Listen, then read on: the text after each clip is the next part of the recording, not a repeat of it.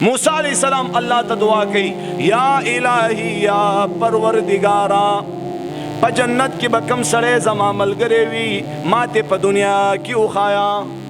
اللہ پاک و تو فرمائے اطلاع کے علاقے تلار شاہ التا یو قصاب دے اگا قصاب بستا پا جنت کی ملگرے دا موسیٰ علیہ السلام را روان شو چی دا قصاب صدا سے عمل کی چی دا بزما پا جنت کی ملگرے وورا نوجوانا چی کلا راگے آگا قصاب دکان بندولو و لگا غوخ امزان سر روا خستا. موسیٰ علیہ السلام و سر ملاقاتو شو و توی تسو کی وی زا خدا سی مسافر ما ملمئی ما وی تا سر مشپا دا و توی رازا پخوان خلق ملم دوستو پا ملم بخا پکیدل نا دا ملم پر آتک سر بے تندے را چولا نا اس خوشی ملم راجی تندے را واجی خوشی کم کور بانی چی ملم بنوی دا کور زما محترمو دا ناکام کور دے او دا کور پا حلاکت پا پونڑی باندے ولار دا کور والا دی پخپلو ایمانونو باندے او یریگی چه کم کور تا ملم نرازی ملم دا اللہ رحمت دے ستا کور باندے ملم بند دے دا وجہ سر تا بد اخلاق خی بد اخلاق اگر رسول نرازی خوا ہر سڑے بیزت کیں دا سی سڑی سر سوک دوستانہ نہ کئی مین محبت خوگی خبری اجی سیب چی دا چا اخلاق خی کیا نا تکوا تحجد منزنا دا چا چی اخلاق خدی اغاو دنے ستا دا تحجد و نزیاد ثواب اغتا پخوب اللہ پاکو اخلاقی خدی.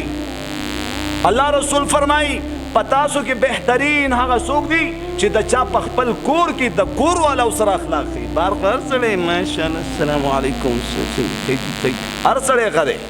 پکور کی نو پکور کی دا کور والا خلق تستا اخلاق معلوم دی و اللہ تا معلوم دی چی تا خسڑے و کبت سڑے نو بہترین او خسڑے خ اخلاق والا چی دا چا پخپل کور کی اخلاق خی دا خپلی بی بی سرا دا خپلو بچو سرا دا خپل مور پلار سرا دا خپلو رونو سرا. اللہ رسول فرمائی چی بیا زا پتاسو کی پٹولو کی خی انسانیم ولی چی زا پخپل کور کی دا خپلو بی بیانو سر خرو یکو چرتا اللہ رسول نا دا خبر سوک نشی ثابتا ولے چی اللہ رسول تندیرہ چولے نا ہر ٹیم بے پمخ بانے مسکرا کتا تندیرہ چولے دے وار ٹیم غصہ گرزی نستا پا دی غصہ گرزی دو سر او دی تندی را چولو سرستا ٹینشنو نا کمی دا سی سڑے اللہ تا خوخ نہیں خواہ دا ذہن کی کیر کم سڑے خوش مزاج سڑے اللہ تا دیر پور چی بس سخت می خان دی او که خوشحالی می خان دی او که رات پی ام خوشحالی او خان دی او هر چا سر خوگی او پستی او نرمی خبری گئی دا خفگان خبری نہ گئی دا سی سڑے اللہ تا خوخ نن سباغو طول زما محترم و دیر کم خلق دی چی آغا خوگی او پستی او دا خوشحالی دو خبری ورنہ اکثریت دا پریشانی خبری پلار تم کئی مور تم کئی خزی تم کئی نو چی تا پلار تا کو مور تا دیو کو خزی تا دیو کو نو دی سر وستا دا ٹینشن ختم شی خوستا خو پریشانی خو غریبانان دیم پریشانک دا جوری خبری. نو زما محترمو نو موسیٰ علیہ السلام ورکرم علمشو اوز دا قصاب سکی اگا غوخ راولا پخیکلا او دکر اوز دو زناور دی خنزیران ساتلی دی او اگا غوخ پستاو نرما و روٹیو کی پستکلا و ریولا او زمان محترم دی زناور لے ورکول. نو موسیٰ علیہ السلام متقدسی گوری چی و بدبختا تبا زمان پا جنت کی ملگری تخو خنزیران ساتی وی نا دا خنزیران ندی دا زمان مور پلار دی دا سی گناہ کڑی وچی دا آغا گناہ دا وجی زما دا مور پلار دا چہری اللہ مسا کڑی دا خنزیرانو کڑی و زما مور پلار دی دا یو گناہ دا وجی دا دی مخونہ مسا شوی دی و زما مور پلار دی زولا آغا شان قدر و احترام او خدمت کو. اللہ اکبر ستا مور پلار فاسقان فاجران کبیر گناہ کی مبتلاوی دا سی خلق دا سی مور پلار چی غڑ گناہگار وی ستا دا پارا مستجاب و دعوات دی چی کلم ستا دا پارا دا مور پلار ٹکے موز نہ کئی ٹکے ما پا دی خبر اپوئی گئی سادہ پختو دیتا ہے ستا مور ٹکے موز نہ کئی پلار دے ٹکے موز نہ کئی بالماز دے او سگریٹس کی آوارا نہ شکئی خستا دا پارا دا پلار او دا مور مستجاب و دعوات دی طول دنیا علماء او مدرسو والا او مفتیان زما بیان اوری راشی چی دا تصابیتے کم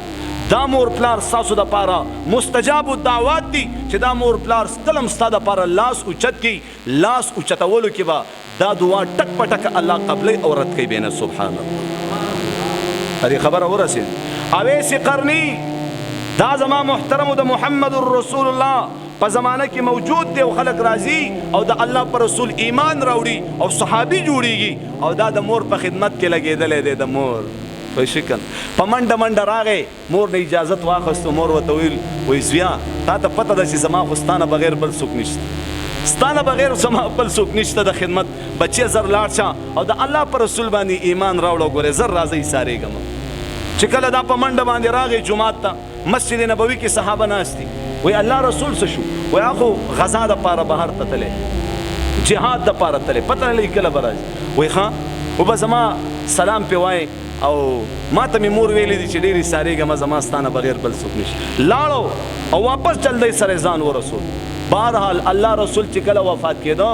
خپله کورته واوره آخري خبره کوم، خپله کورتې را واخسته او چاله ورکا عمر رضی الله عنه او علی رضی الله عنه له ورکا. وای دا کورتا دا ګوره دا څومره غټ سعادت دی، سعادت دی کنه دی. دا کورتا والا او په قرن علاقه کې اویس په نوم سره یو نوجوان پاتې کیږي. هغه د مور داسې خدمت کړی دی، داسې خدمت کړی دی چې هغه کلم لاس اوچت کی دا هغه دعا الله نه رد کوي. دا کورتا یو سی او دا اویس لور کوي. دا کورته زما په بدن باندې د محمد رسول الله په بدن باندې یو جامه ټچ شوی وي او د هغه په بدن باندې اغوستلی شوی وي. دا څومره غټ سعادت دی چې هغه کورته اویس ته میلاویږي. ورته وایي دوه صحابه دي، صحابه وایي لاړ شئ او د اویس نه دعا والي. هغه تابعي دی او دا صحابي دی، د ټولې دنیا تابعین راجمع شي. هغه د ادنا نه ادنا صحابي د خپل خاورو ته هم نشي رسېدی. اوس دو صحابو ته الله رسول فرمایي چې د اویس نه دعا والي. وجه څه ده؟ د مور خدمت، د مور